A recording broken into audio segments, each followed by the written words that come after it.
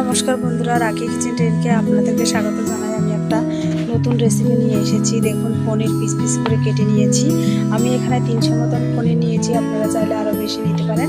আমি ছোটো ছোটো করে কেটে পিস পিস করে নিয়েছি। দেখুন, একটা থালার মধ্যে তুলে নিলাম। তার মধ্যে দেখুন আলু দেবো, আলু দিয়ে আমি পনির রান্না করব। ডাল দিব, আর এই যে চাক চাক করে আমি আলুগুলো কেটে নিয়েছি। আর ডালগুলো প্রেশার কুকারে সিদ্ধ করে নিয়েছি।